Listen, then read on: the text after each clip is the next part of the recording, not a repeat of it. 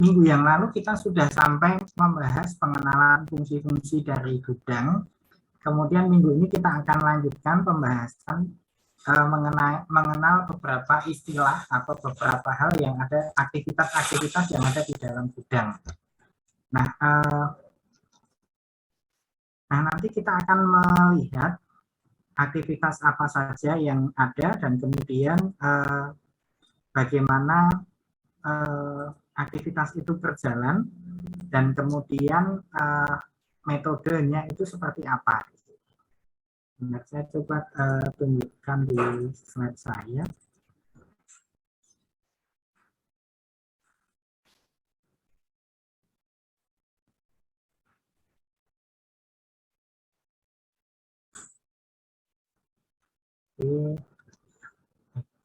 Tadi saya salah share.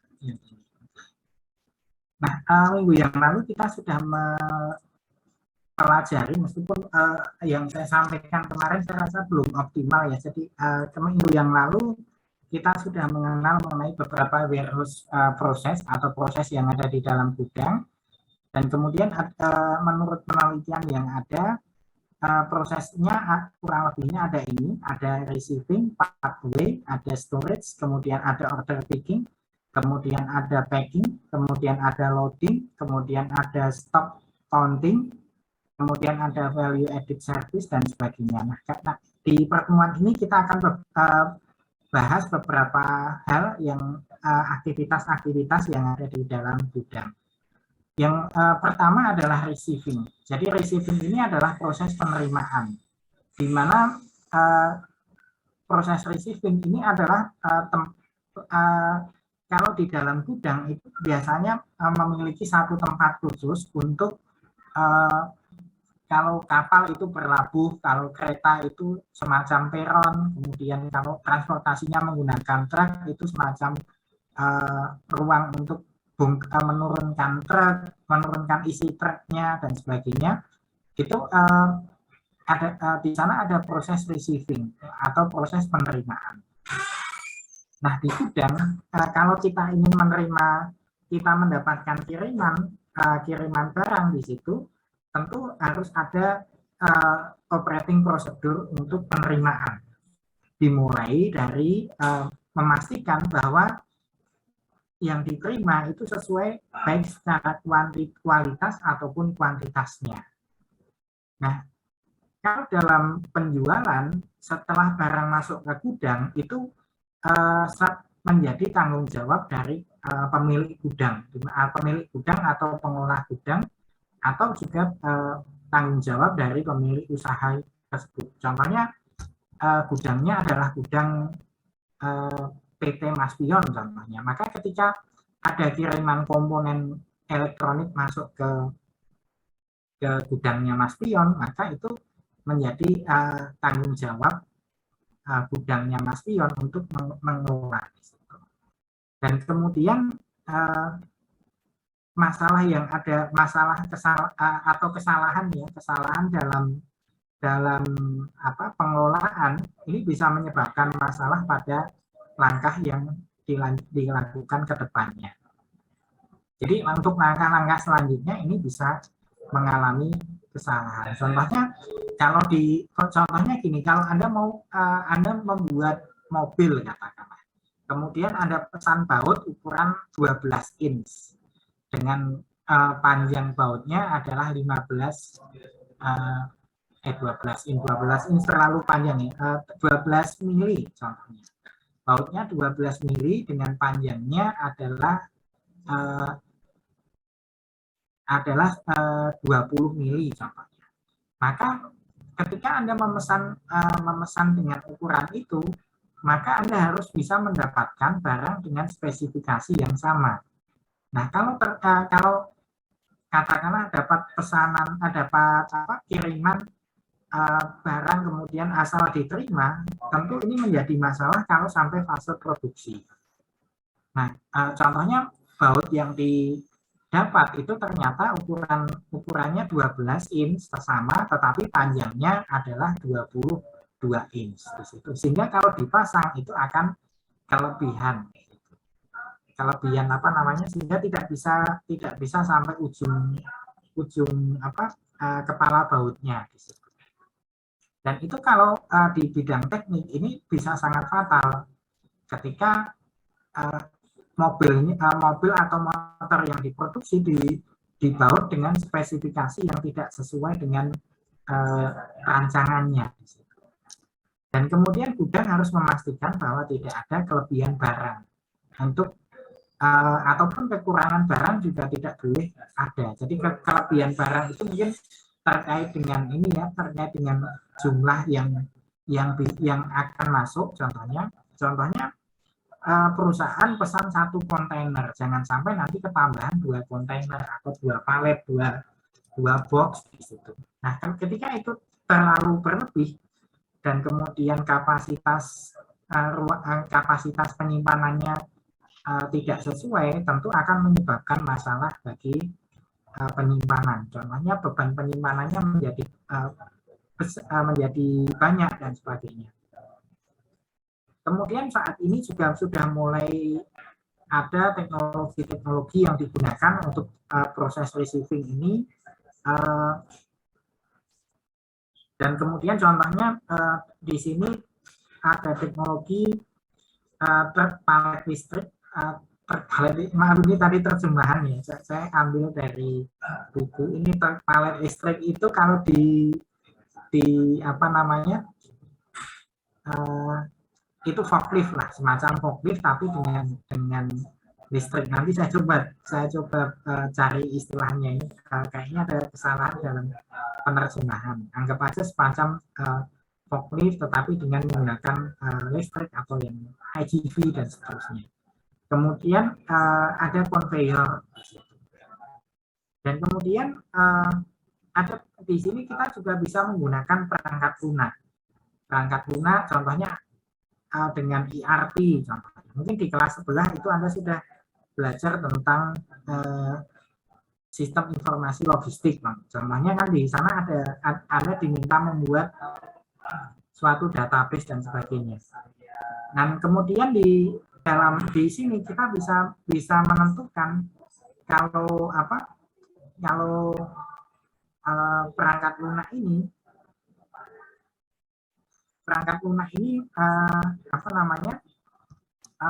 bisa digunakan untuk mencatat atau membuat database terkait dengan yang masuk ke gudang.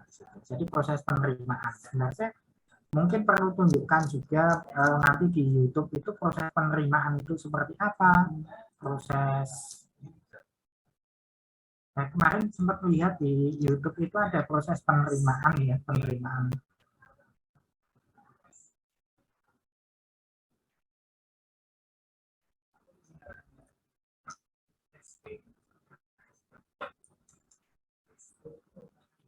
Terus proses, nah saya coba. Ini ada receiving.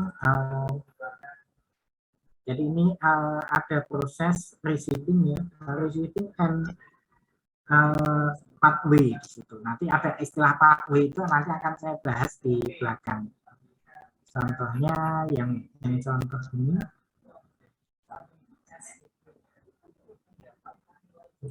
Nah, contohnya ini.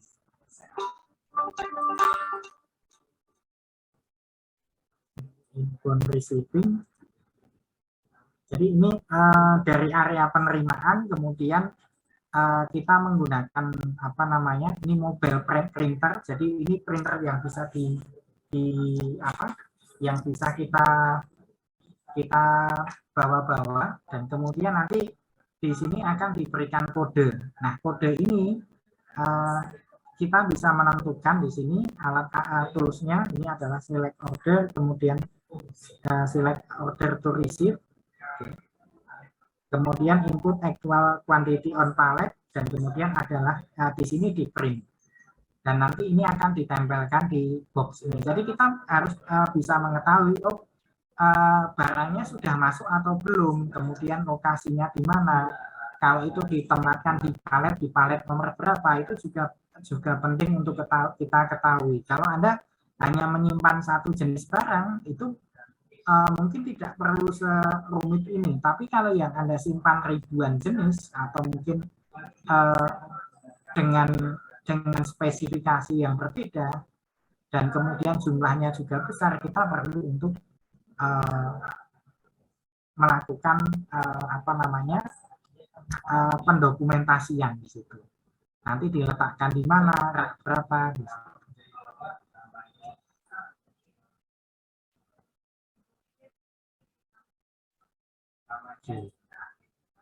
Kemudian yang berikutnya yang harus kita pertimbangkan dalam penentuan proses receiving ini adalah size and type of karton. Kartonnya itu seperti apa, ukurannya berapa, kemudian bentuknya seperti apa, ini harus kita pertimbangkan. Kemudian tipe of transit packaging di situ contohnya transit packagingnya itu dikemas menggunakan apa? Apakah menggunakan cardboard atau plastik atau yang lainnya? Di situ juga harus kita pertimbangkan. Kemudian itemnya itu disimpan dalam palet atau tidak. Contohnya kalau yang ada di sini tadi, yang ada di sini ini kan disimpan dalam palet ya di situ. Jadi kita tinggal angkut paletnya. Tetapi ada juga yang datang itu tidak seperti ini. Yang datang masuk ke gudang itu bentuknya mungkin dalam bentuk karung. Gitu. Kalau karung ya tentu dalam operasi yang ada kita harus menyesuaikan untuk operasi dengan karung. Mungkin alatnya juga harus kita sesuaikan. Kemudian itu adalah contoh aktivitasnya. Kemudian bagaimana kita bisa mengoptimalkan warehouse receiving atau penerimaan di dalam warehouse. Yang pertama kita harus mengembangkan di situ inventory management system, di mana kita mengembangkan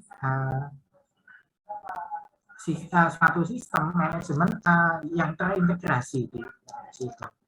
Kemudian kita bisa men-track inventory matrix. Inventory matrix ini nanti ada banyak aspek, contohnya jumlahnya berapa dan seterusnya. Kemudian ada run inspection dan kemudian double check dokumen. Kita mencocokkan dengan dokumen kita. Nah, kemudian ada yang kita sebut sebagai pathway. Jadi istilahnya ini saya tidak rubah ya. Kalau nanti dirubah malah jadi Anda tidak malah membingung nanti.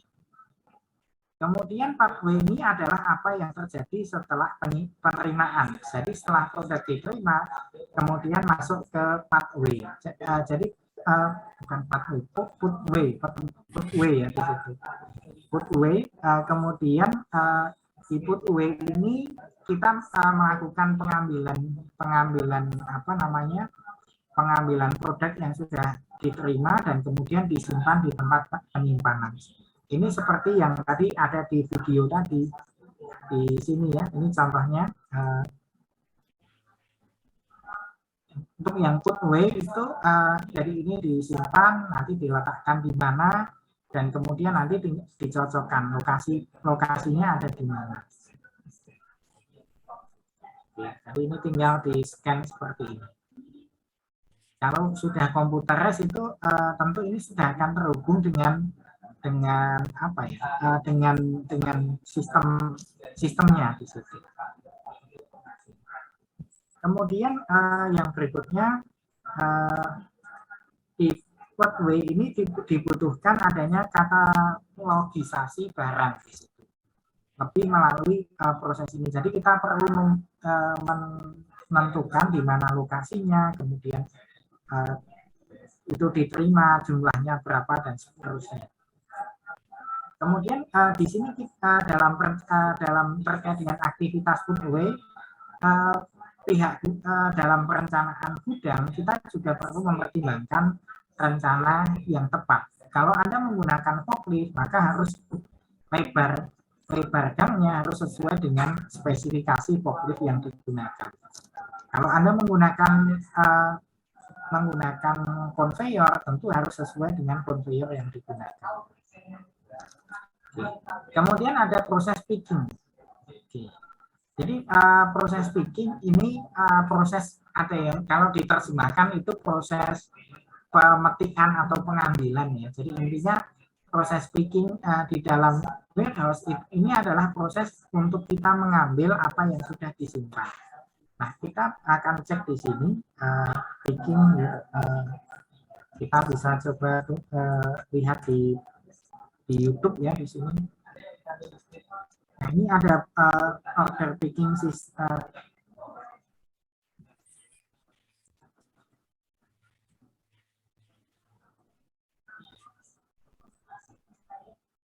Ini yang kemarin ini proses picking ini bisa dilakukan dengan dua cara. Jadi ini konsumennya datang ke lokasi, kemudian di situ akan membawa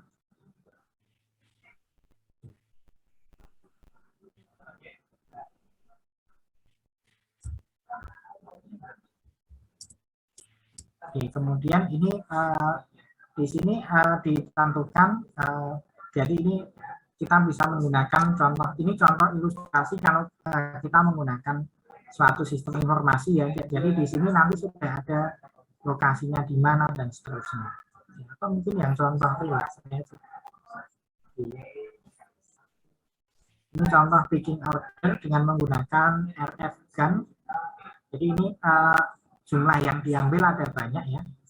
Kemudian kita bisa menggunakan RF gun ini untuk mencari lokasinya di situ.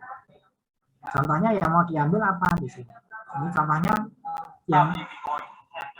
ini contohnya sepatu ya, kalau dilihat dari kardusnya ini sepatu. Jadi ketika ada pesanan sepatu di situ, sepatu itu kan jenisnya ada banyak, ukurannya juga bervariasi. Di sini kita mau ambil di mana?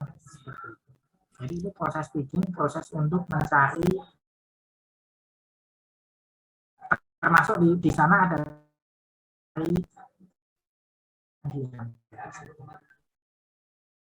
kalau ini malah tentu harus dilakukan dengan serangkaian aktivitas. Nah ini kita contohnya ternyata letaknya ada di atas. Kemudian nanti di sini akan ditempatkan diambil dengan apa? Ini contohnya ya, sebentar saya lanjutkan. Jadi dengan alat ini kita nanti akan letakkan di mana, nanti juga bisa kita informasikan dengan menggunakan RF scanner ini.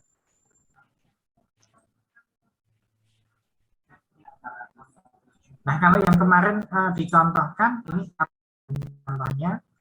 Ini order picker video job description, ini contohnya ini yang aktivitas manual yang dilakukan di sini. Jadi kita mengambil pesanannya apa di situ, kita lakukan pengambilan di sini. Contohnya ini minuman merek A, merek B, merek C di sini. Ini kalau Anda lihat ini menggunakan headset ya. Headset ini di sini ada pengendalinya yang memberikan perintah ya, atau instruksi apa yang akan diambil. Jadi nanti di jumlahnya berapa, contohnya ini anggap aja ini minuman ringan, nanti yang mau diambil merek apa, jumlahnya berapa.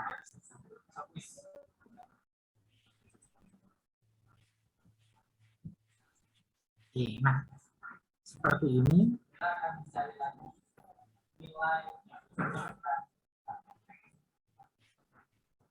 Kemudian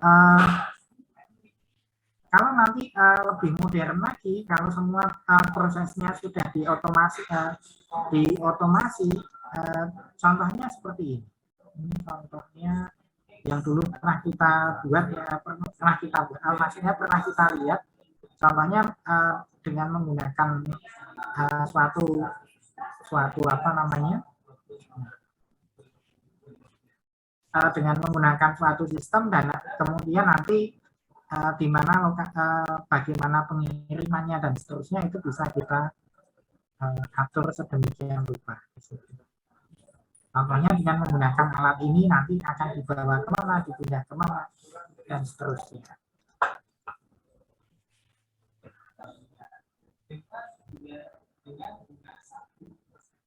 Ini contohnya. Oke, jadi ada picking, kemudian ada picking ini ada jenisnya, ada piece picking. Piece picking ini mengambilnya satu persatu tadi, diambil satu persatu. Contohnya yang tadi ada orang ngambil karton atau kardus minuman ringan tadi ya, itu piece picking. Nanti diambil satu-satu dan kemudian jenis pengambilannya bisa menggunakan basic order picking. Jadi nanti disimpan di rak dan sebagainya, kemudian ada pengambilan batch, nanti diambil dalam jumlah yang banyak. Kemudian ada zone picking, ini berarti kalau zone picking ini ditempatkan di satu lokasi, kemudian lokasinya pusatnya mana, kemudian nanti baru disatukan lagi. Dan kemudian ini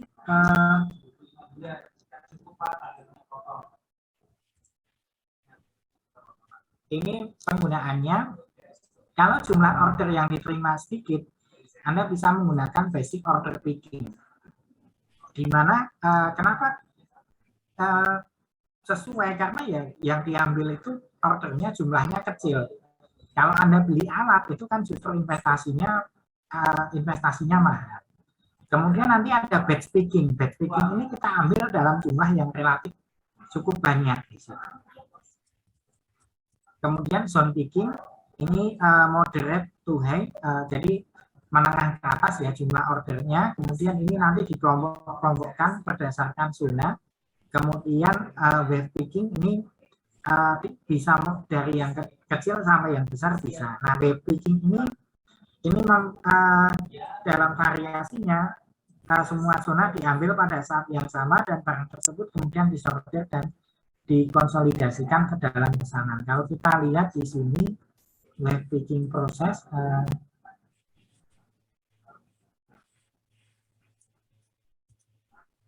kalau ini yang batch picking ya, ini batch dalam ukuran batch tertentu. Kemudian ini contohnya batch and wave pickingnya.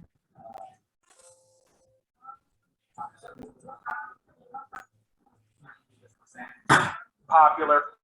Sebenarnya sistem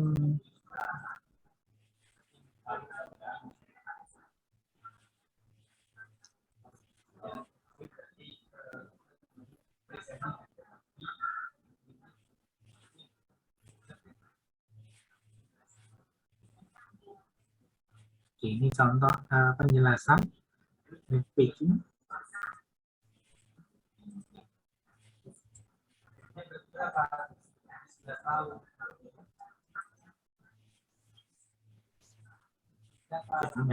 Ada ilustrasinya.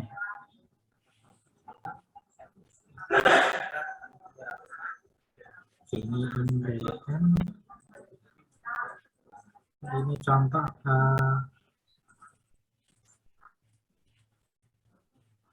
ini contohnya. Jadi ini adalah yang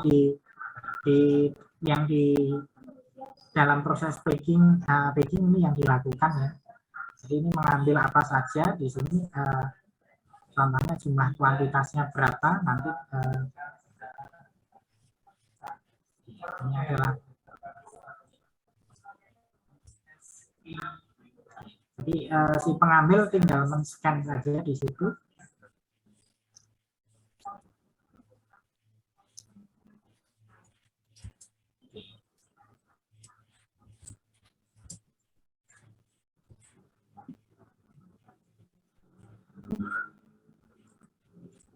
Jadi ini adalah contoh dari wave picking, di mana wave picking ini wave-nya variasi pada pengambilan zona dan pengambilan batch. Jadi kita mengambilnya dengan memvariasikan atau meniru pola yang ada di pengambilan batch ataupun zona.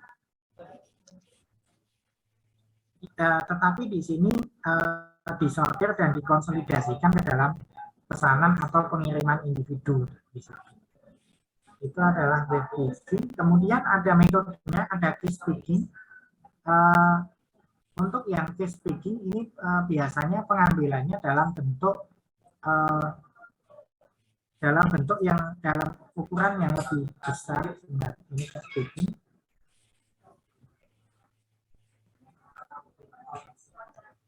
Ini contohnya ya, case picking, case pick file. Jadi ini contoh case pick-nya. Jadi yang diambil adalah biasanya dalam satu kemasan tertentu.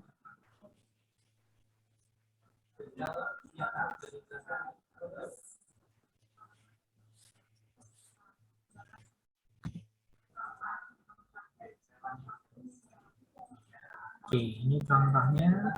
Nah, di dalam case picking sendiri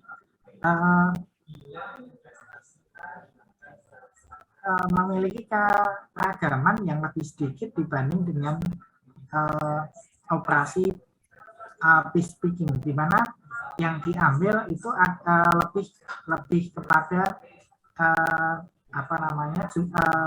barang tertentu saja. Gitu. Kemudian untuk yang case picking ini adalah ada beberapa metode yang nanti silahkan bisa dibaca. Ada basic case picking, ada batch picking, ada zone picking, dan kemudian ada week picking. Dan kemudian ini ada beberapa alat yang bisa digunakan untuk case picking. Kemudian ada pallet picking. Jadi ini pallet picking ini yang diambil biasanya dalam bentuk palet picking. Ini contohnya. Nanti pengambilannya dalam bentuk satu palet dan kemudian nanti akan diangkut ke kemana jumlahnya berapa itu nanti bisa yang diambil adalah satu palet.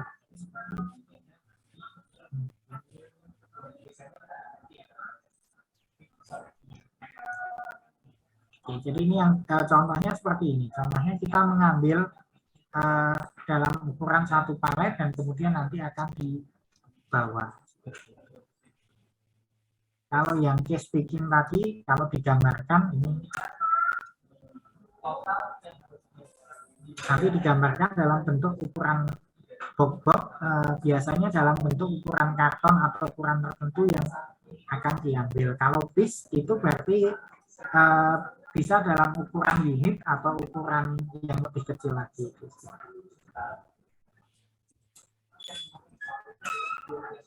Kemudian ada proses packing. Packing ini jadi proses untuk mempersiapkan pengiriman barang. Jadi kalau Anda sering beli di Shopee atau beli di Tokopedia dan sebagainya, Anda akan mendapatkan produk yang sudah dikemas dalam bentuk packing. Di situ packing tertentu. Contohnya Anda pesan gelas, maka nanti akan di packing dengan standar anti pecah dan seterusnya ya di situ.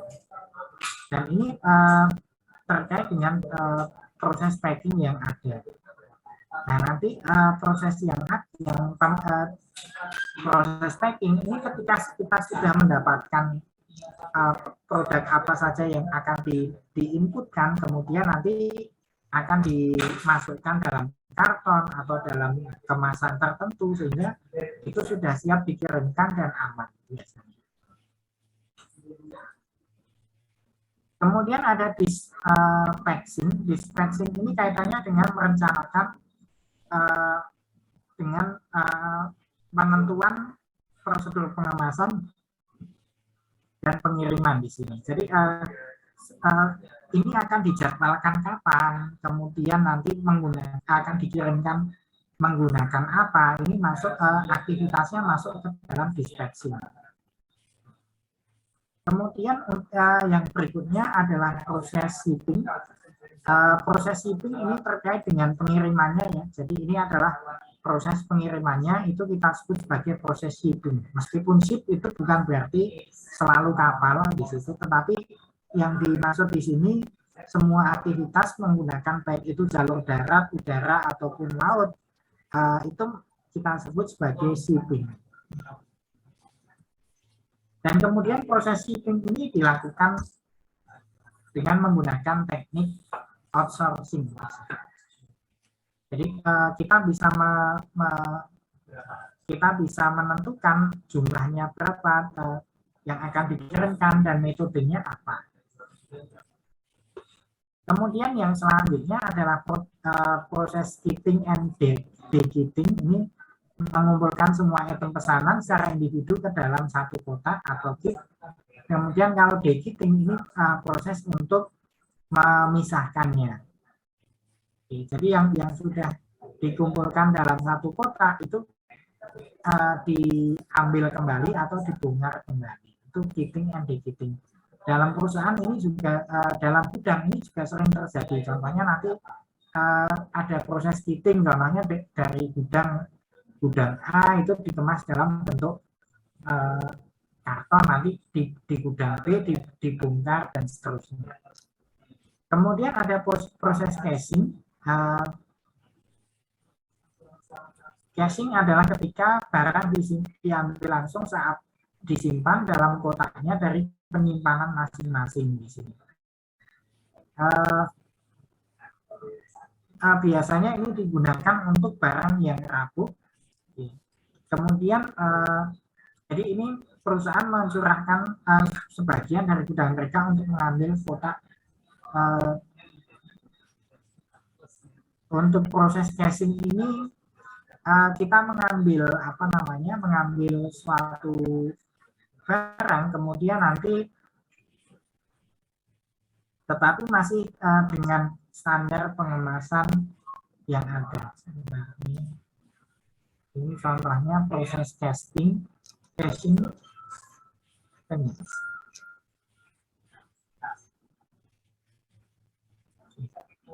Ya, oke ya di sini ya. Oke. Saya lanjutkan lagi. Kemudian yang berikutnya ada proses inventory tracking. Jadi proses inventory tracking itu adalah proses yang digunakan untuk melihat di mana lokasi penyimpanan, di mana berapa jumlahnya dan sebagainya di situ. Itu inventory tracking. Dan kemudian ini bisa kita lakukan kalau sudah terkomputerisasi dan tadi mungkin sudah menggunakan tools yang tadi Anda lihat di video, itu kan tinggal dicari saja. Katakanlah Anda butuh, contohnya Anda punya stok 100 sepatu, 100 sepatu ukuran 35 dengan tipe XZ, XZ. Kemudian ketika ada pesanan atau yang ingin menanyakan, kan tinggal Anda lihat itu ada di mana, lokasinya, jumlahnya berapa, dan seterusnya. Kemudian adalah value adding. Ini adalah langkah untuk membuat produk siap dijual. Di sini ditambahkan fitur tertentu pada sentuhan akhir. Dan kemudian ini bisa menjadi proses yang kompleks karena beberapa produk yang berbeda mungkin menjadi bagian dari pesanan dan memerlukan penyempurnaan terpisah. Jadi ini proses untuk lebih meningkatkan proses untuk memberikan nilai tambah kepada penyimpanan. Sebenarnya tadi saya belum hapusnya.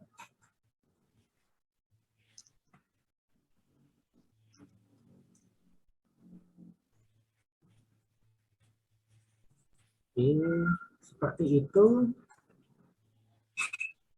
Oke, nah, seperti ini. Kemudian untuk terkait dengan ini, apakah ada pertanyaan? Silahkan disampaikan dulu. Mohon izin bertanya, Pak. Silakan Mas Andra. Jika suatu perusahaan itu tidak tepat dalam menerapkan fungsi gudang atau tidak sesuai dengan standar operasional prosedur, apakah berpengaruh terhadap produktivitas yang dihasilkan perusahaan dan juga jumlah tenaga kerjanya ya, Pak?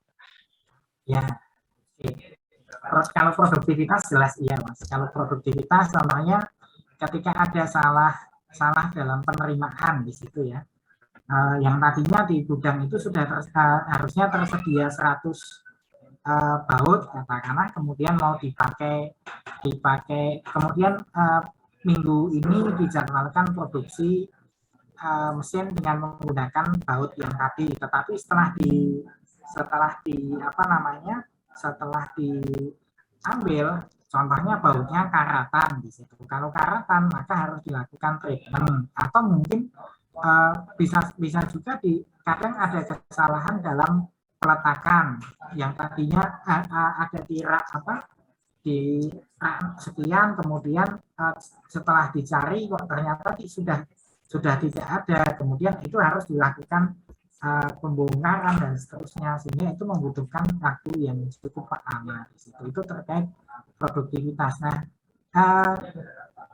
ketika kita mau melakukan produksi, kemudian barang yang ada itu, barang yang digunakan, suku cadang yang digunakan itu sudah siap di situ, tentu akan cepat produksinya. Tetapi kalau kita mau melakukan produksi, katakanlah sudah dijadwalkan hari ini jam 8, katakanlah mau produksi motor, tetapi kok ternyata karburatornya dicari tidak ketemu, atau mungkin ketemu kok hanya sekian, di situ itu tentu akan menghambat produksi. Nah, kalau produksinya terhambat, di situ tentu yang dihasilkan itu juga semakin menurun.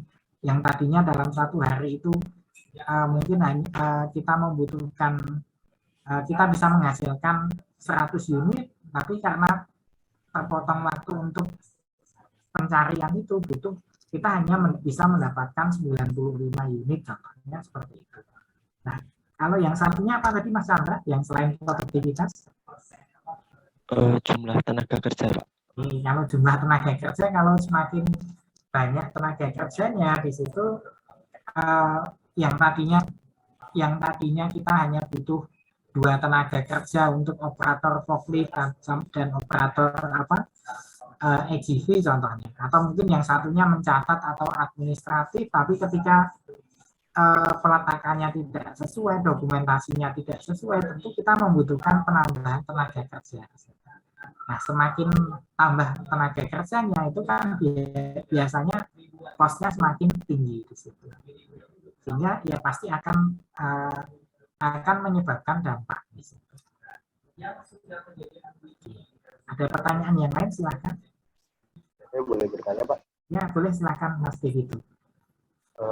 Di sekian rangkaian proses tadi, Pak, proses di operasi gudang, apa ada ini ya Pak, proses schedule yang atur jadwal entah penerimaan barang atau pembagian barang, cycle counting, stok opnam, dan jika ada, kira-kira yang mengatur si schedule ini apakah manajer gudang Pak, atau ada person in charge di bidang tersebut? Terima kasih Pak. Iya, berarti tadi yang mengatur ya Mas Devi itu? Iya betul Pak, yang mengatur seluruh schedule yang ada di operasi gudang. Ya, kalau yang mengatur itu biasanya memang ada bagian manajer gudang ya, manajer gudang. Tetapi manajer gudang itu kan sebenarnya fungsi yang tidak bisa lepas dari fungsi manajerial yang lainnya. Biasanya itu kan kaitannya erat dengan BPSI ya. Kalau gudang itu kan biasanya hanya menerima saja biasanya. Tetapi yang membuat pesanan itu biasanya adalah bagian BPSI. Nah, bagian BPSI inilah yang nanti kalau bagian BPSI atau procurement biasanya ada yang itu jadi satu bagian. Jadi contohnya nanti ada manajer BPSI, kemudian di bawahnya ada bagian gudang, ada bagian untuk procurement, ada bagian apa, itu ada yang seperti itu, atau mungkin manajer itu berada dalam satu level yang sama, katakanlah gudang, kemudian BPSI, kemudian nanti ada procurement, ada finance, dan seterusnya, itu satu garis yang sama, itu tentu punya kebijakan yang berbeda di situ. Antara kalau itu berada di dalam satu garis yang sama, tentu harus ada koordinasi biasanya. Nah, kalau perusahaannya sudah pakai ERP, dan kemudian ERP itu kan nanti akan muncul ya, katakanlah hari ini ada pesanan jumlahnya sekian, kemudian itemnya apa saja dan seterusnya, itu yang menjadwalkan adalah dari ERP itu sudah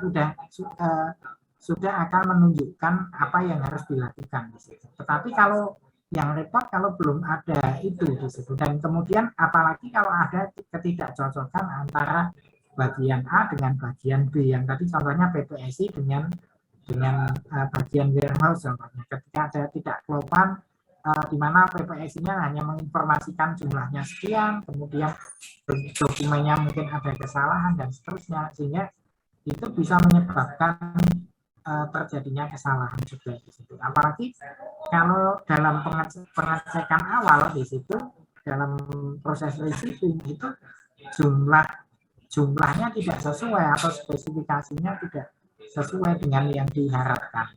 Nah, biasanya ini juga perlu adanya koordinasi dari lintas bidang. Biasanya bidang PPSI ini sebagai perencana, kemudian nanti bidang procurement itu yang membuat order, kemudian nanti ada bidang finance itu yang membayarkan di situ, dan kemudian nanti yang terakhir adalah bidang warehouse yang menerima di situ. Jadi kalau tidak klop itu juga juga pasti akan terjadi ketidakcocokan atau ketidaksesuaian.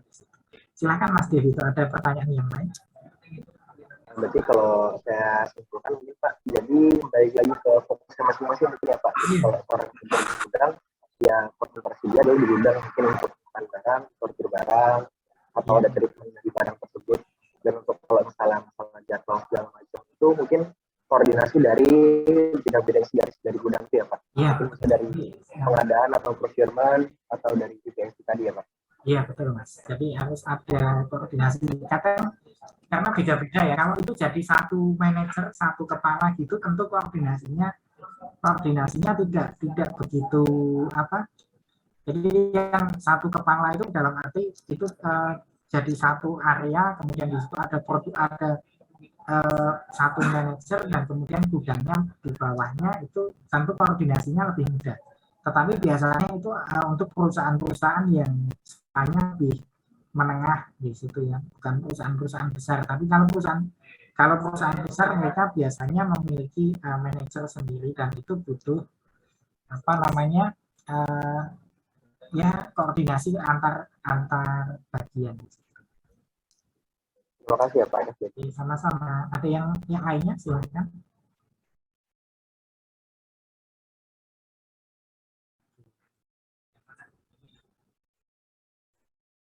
Nah, di sini ini sebenarnya dari aktivitas yang saya tuliskan, di sini ada aktivitas yang biasanya merupakan aktivitas kunci. Di sini aktivitas kuncinya itu kalau dalam pergudangan ini biasanya yang pertama adalah receiving. Ini aktivitas yang paling yang kunci ini adalah receiving. Kemudian nanti ada pathway. Pathway itu kita membawa yang sudah diterima tadi. Kemudian ada picking. Picking ini juga salah satu aktivitas yang sangat penting yang harus ada di situ. Kemudian ini yang selanjutnya ada aktivitasnya ada pack. Kalau packing ini aktivitasnya di dalam suatu pengiriman ini bisa dengan packing ataupun tidak. Kadang kalau itu hanya mengantarkan, jadi gudang itu hanya gudang untuk menerima dan kemudian nanti sebagai transit, tentu proses packingnya kadang tidak ada di situ. Jadi proses packingnya kan hanya contohnya gini, Anda di situ menjadi seorang penjual ya, seorang distributor Indomie lah katakan, mie instan. Nah, mie instan itu kan datangnya satu karton. Kemudian kalau itu dibuat dalam kemasan yang besar, mungkin datangnya satu palet. Nah, kalau di situ dibutuhkan proses packing yang tadinya satu karton di packing menjadi kardus yang lebih besar, maka proses packing itu bisa ada. Tetapi kalau itu tidak perlu, berarti proses packing itu sudah tidak ada. Ini yang dimaksud packing di sini bukan packing barangnya ya, jadi agak sedikit berbeda. Kalau packing barang itu kan Anda punya suatu barang kemudian dikemas gitu.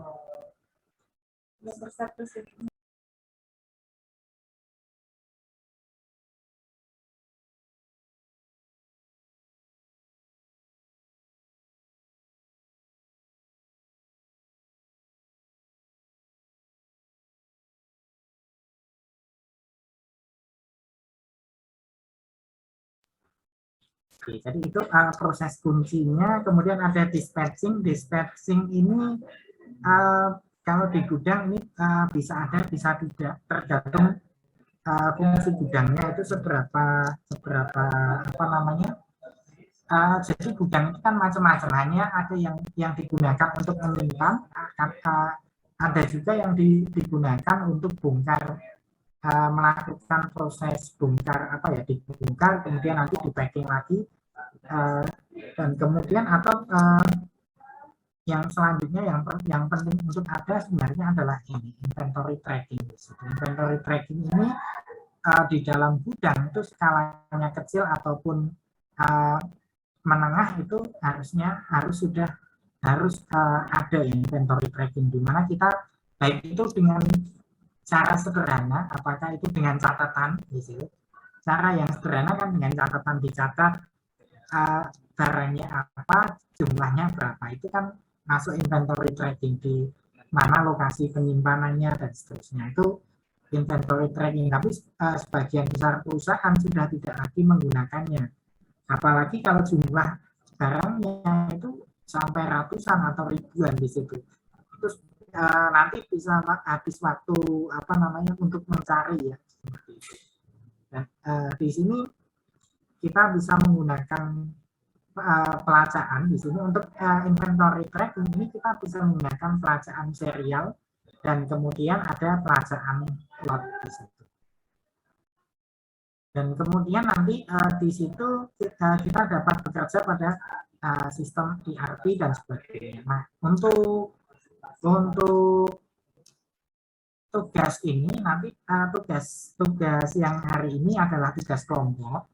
Jadi nanti Anda akan saya minta untuk menjelaskan, karena kan Anda sudah mengambil mata kuliah sistem informasi logistik ya, sehingga saya akan minta Anda untuk membuat suatu sistem sederhana, jadi tidak usah banyak-banyak komponennya, kemudian nanti ditautkan dengan hubungan yang ada di gudang itu seperti apa di situ. Jadi karena kan Anda sudah mengambil mata kuliah itu, dan kemudian nanti silahkan yang Anda buat adalah dokumentasinya, dokumentasi untuk proses ini ya, dokumentasi untuk proses receiving. Nah, proses receiving itu dokumentasinya apa, nanti silahkan Anda buat. Kemudian nanti kalau di sana ada modulnya, silahkan Anda buat juga dokumentasi untuk lokasi penyimpanannya di situ. Lokasi penyimpanannya ada di mana, silahkan itu didokumentasikan. Nah, nanti kalau ada order untuk keluar itu nanti bentuk dokumentasinya seperti apa. Kemudian maksudnya order keluar itu maksudnya yang keluar dari gudang itu di situ. Kalau ada keluar gudang itu nanti bentuk dokumentasinya seperti apa. Jadi 3 hal itu saja, mulai dari receiving itu nanti dokumentasinya apa, bisa invoice atau apa. Kemudian kalau ada barcode dan sebagainya boleh Anda tambahkan juga, silahkan saja. Silahkan dibuat dengan Odoo. Kemudian nanti jadi ada proses receiving, kemudian receiving itu termasuk nanti invoice-nya seperti apa dan sebagainya, silahkan Anda coba membuatnya. Dan kemudian nanti yang kedua adalah proses pathway untuk penyimpanannya. Ada nggak di sana proses untuk penyimpanannya, pendokumentasian simpanannya? Kalau ada nanti silahkan buatkan. Kemudian yang berikutnya adalah dokumentasi untuk proses keluar di situ. Proses keluar itu kan ada, contohnya ada pesanan jumlahnya sekian unit, itu invoice-nya seperti apa. Ada pertanyaan sampai di sini? Tugasnya kelompok ya, nanti silakan nanti didiskusikan dengan kelompoknya. Apakah ada pertanyaan sampai di sini? Dokumentasinya itu berupa screenshot dari prosesnya itu ya Pak? Invoice saja, invoice. Oh, invoice ya Pak. Invoice saja. Kalau di Odoo kan ada invoice Pak? Ada Pak. Nah nanti dulu kan Anda pernah belajar itu, silakan Anda coba untuk mengingatnya. Invoice untuk proses penerimaan itu apa, invoice untuk mungkin ada dokumentasi dalam bentuk penyimpanan itu bisa invoice atau apa namanya, atau mungkin barcode dan seterusnya. Kemudian nanti yang berikutnya invoice untuk mengeluarkan dari gudang itu seperti apa. Jadi itu tiga saja, nanti silakan Anda buat bersama dengan kelompok Anda di situ. Nanti kalau ada contoh gambaran sistemnya nanti bisa juga dicontohkan di screenshot juga boleh. Yang contohnya itu dengan bentuk modelnya seperti apa, nanti mungkin bisa dijelaskan dengan bentuk blok saja sudah cukup. Jadi tidak harus Anda tampilkan semua, tidak, tetapi paling tidak ada blok, atau mungkin kalau tidak blok ya nanti dicontohkan inputannya apa. Itu saja. Bukan blok, apa namanya? Kalau di dalam Odoo itu kan kadang nanti ada sumber bagian apa itu nanti di screenshot juga boleh, itu saja ya, di screenshot dan invoice-nya tadi. Oke, itu saja ya untuk kuliah kita hari ini karena waktunya sudah mau selesai. Apakah ada pertanyaan? Cukup Pak. Cukup ya, nanti tugasnya dijadikan satu, dikumpul dalam bentuk PDF. Untuk kelompoknya kelompok yang 3 orang itu Pak? Ya, 2 maksimal 3 itu. Silakan nanti dilanjutkan saja kelompoknya. Itu saja dari saya. Sekian, wassalamualaikum. Waalaikumsalam. Waalaikumsalam warahmatullahi wabarakatuh.